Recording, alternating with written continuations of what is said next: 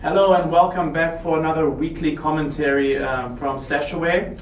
This week I actually have our CIO, Freddy Lim, back with us. Freddy? Hi there. Good to see you again. He's fully recharged from the Chinese New Year break last week, right? Yes. So before we get started today, I just have a couple things on my list to say before we get into the usual things. We have a few events coming up. Next week we have our StashAway Academy deep dive on asset allocation here with Freddy. It's actually in our office at WeWork City House, so you can go to Eventbrite or you can go to our Facebook page.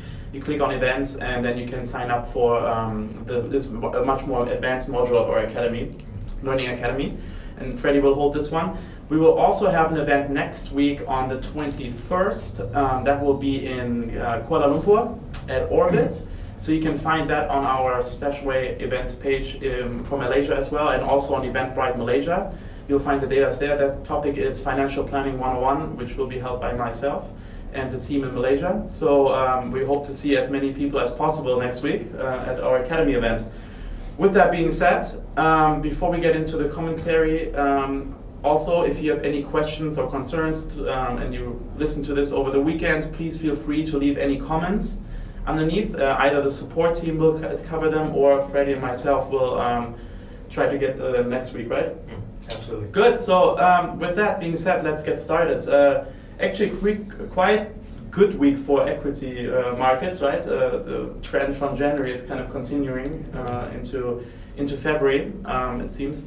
A lot of noise though still around the usual media items, right? Beginning of the week, really good news actually, right? It seems like there's a border deal, seems like there's, some headwind, some good progressing in the trade war. Yes. And then also we have Brexit as always, right? Yes. That's the ongoing thing for another 6 weeks at least, right? So, Freddy, maybe you just chime in and get started on maybe what's going on in China and the trade in China and the US. Well, the main thing last night, if you look at the market reaction, it was slightly negative yesterday.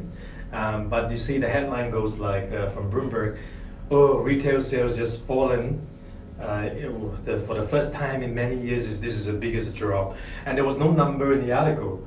And to be honest, if you actually look at the numbers, it says 1.8% lower month on month, and retail sales, as we know, is not as important, and it's a very volatile number. Yeah. So again, I'll take the headlines with a grain of salt. But on the trade side, there is Trump is saying that he would consider a 60-day extension of the deadline. Yeah. Some people took it as negatively in the sense that the U.S. and China trade sides still have a big divide. But at some point, Trump and Xi would have to meet. That's what they were saying pretty much, right? It needs to be. They couldn't meet before March 1st, so naturally the deadline being extended is, I view it as another effort to get some sort of deal together. Yeah, I think that shows really that both of them are 100% invested in getting something done, right? Yes. They both feel pain. Trump on needs both a sides. deal, Xi needs a deal, they all needed a deal. So stay tuned, let's not overreact to it. Yeah, exactly. But that's what a lot of people actually, because China had some really good numbers, economic numbers this week, and no one really trusts them anymore, right? Because it can't be, right? Like they always just stay at 6%, right? Right around 6%. Exactly. So, anyways, but that was for that. And then what about Brexit? Because now it's getting closer, right? We're getting every week. It's just another week until March 31st, right, or 29th. What's it? Yeah, March 29th was the deadline, Yes. and we're less than 2 months away.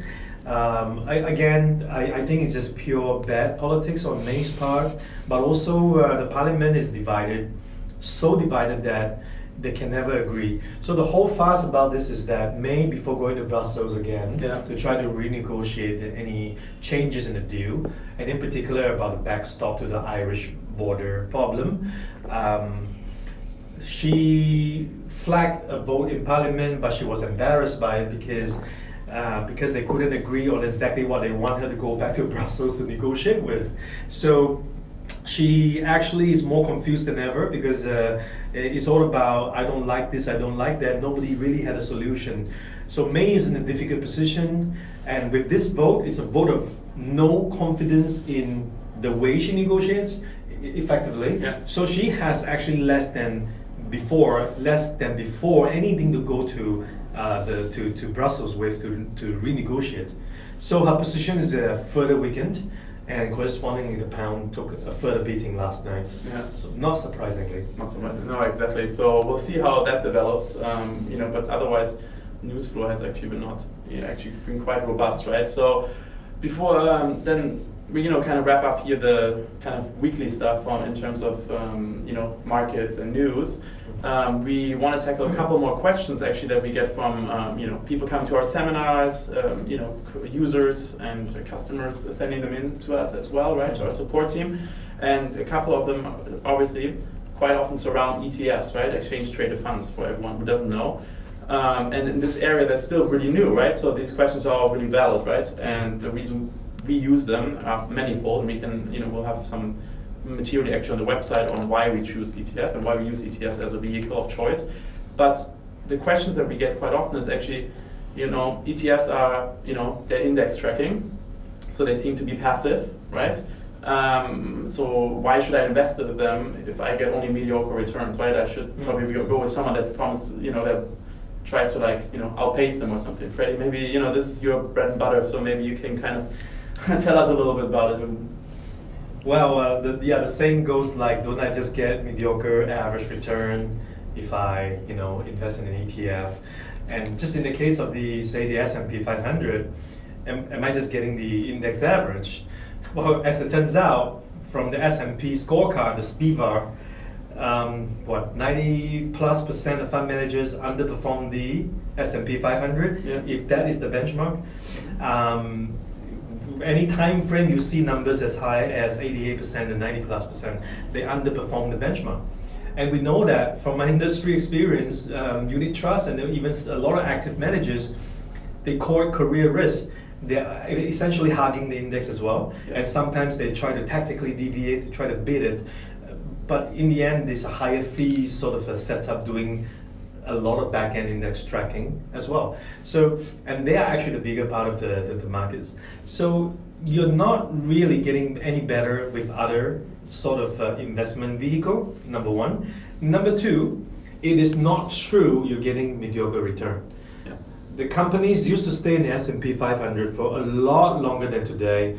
Disruptive forces are faster, more intense today, and companies' life in the S&P 500 has shortened dramatically, right? You are actually investing and tracking the top 500 companies who survive disruptions and competitions and remain without having to make any changes, right? Exactly. This is a big part of it, right? So, and how can that be mediocre? Well, I agree. And then also, if you think about it, you can also buy certain sectors that you believe that will be doing better than others, right? For example, you can buy overweight into the tech sector, or you can have an overweight into consumer discretionary because you think times are not going to be as good, right? So even though it's passive and the index tracking doesn't mean mediocre returns in that area. Exactly. In fact, you hit on a very good point. Index tracking has evolved so much that anything under the sun now has been indexed.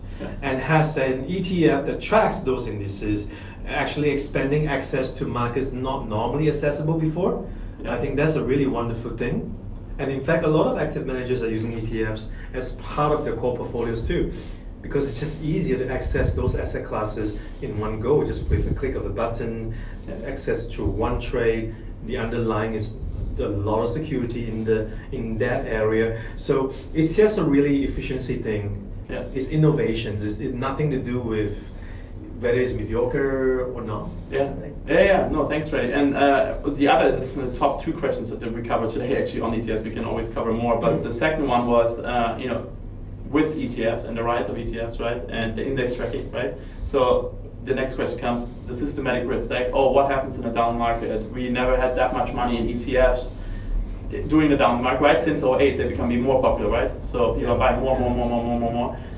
What do you say to that, right? Like, if there's a panic selling, right? Like, no one knows what happens, kind of thing. Well, let's do it this way. ETF is roughly about between 8 to 9% of global assets under management. is still a small part of the system. Yeah. And mutual funds, unit trusts, collectively 25%ish. Yes. And hedge funds are smaller, but because they leverage easily 3 to 5 times, they can trade easily around 15% of volume in the markets. So you're talking about a small part of the market, and you're blaming the small part of the market for the big systemic meltdown. And this smaller part of the market today is actually the more passive style, sort of buy and hold, the indexers, right? Rather than the active manager who can go long, who can go short. So I would say overall tracking the trackers, the ETFs are not really the problem.